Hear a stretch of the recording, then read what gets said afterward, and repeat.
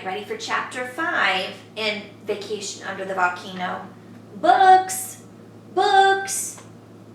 Jack and Annie ran up to the front entrance of the villa. Jack pushed the door open. "Go in, hurry," said Annie. They slipped into the main hall. "Hello," Annie called. There was no answer. The place seemed empty. The main hall had a large opening in the ceiling. Below it was a small stone pool filled with water. Jack looked at it carefully. "Oh, I bet rain comes through the hole," said Jack.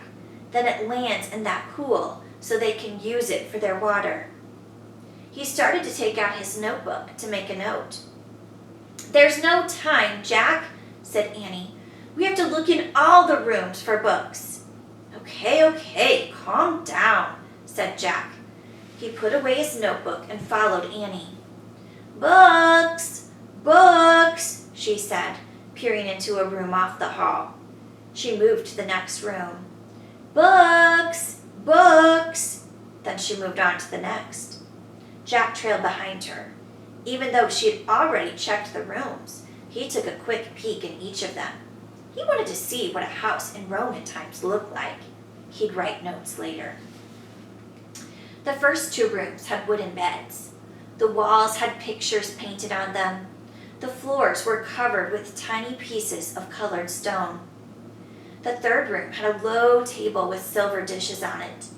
3 sloping couches were placed around the table.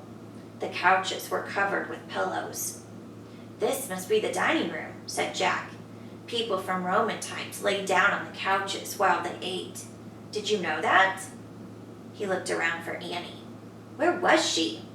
"Jack, come here," Annie called. Jack followed her. She was in a garden off the dining room. It had a stone patio, palm trees, and grapevines. In the middle was a pond with a mermaid fountain. Goldfish swam in the water. "Look, there's another room," said Annie.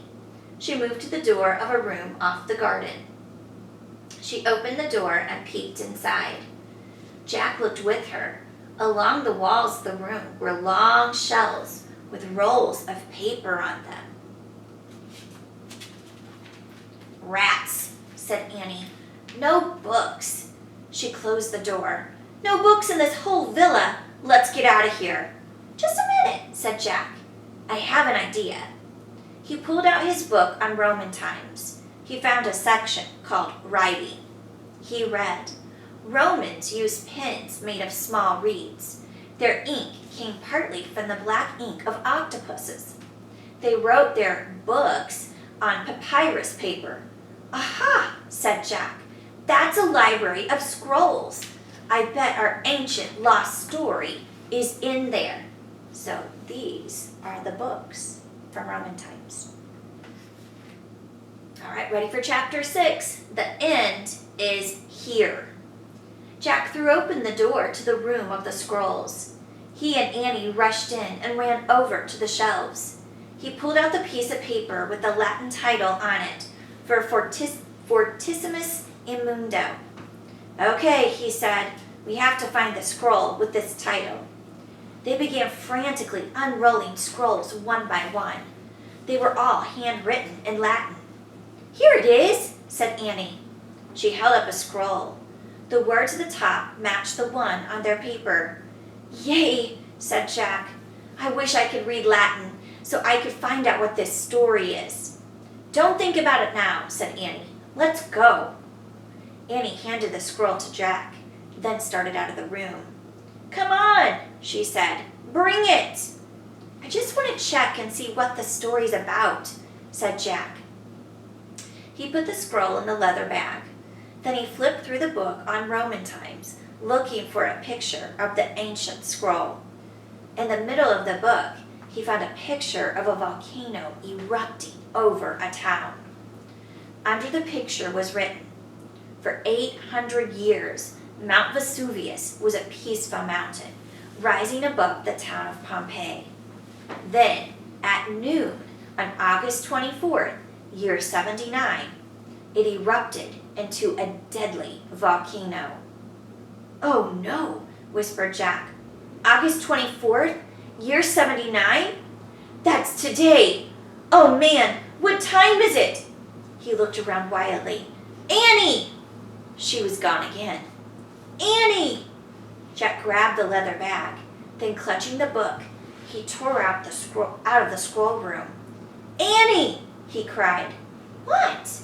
Annie appeared at the door of the dining room. Volcano! Stuttered Jack. What? Said Annie. It's coming! A volcano! At noon! Said Jack. Annie gasped. What time is it? Cried Jack. So that's what the soothsayer meant, Annie said. The end is near. What time is it? Jack asked again. He looked around the garden. He saw something near the mermaid fountain. A sundial, he said. That's how the Romans told time. Jack and Annie raced to the sundial. What time does it say? Said Annie. I don't know, said Jack. His hand shook as he turned the pages of the book. It stopped on a picture of the sundial. It showed examples of different times. Jack looked back and forth from the page to the real sundial in the garden. Here, he said. He found the one that matched. Jack read the writing under the picture. The shadow on the sundial can hardly be seen at noon. Oh, man, he whispered. He looked at Annie. The end isn't near. The end is here. Just then, he heard a terrible blast. It was the loudest sound he had ever heard.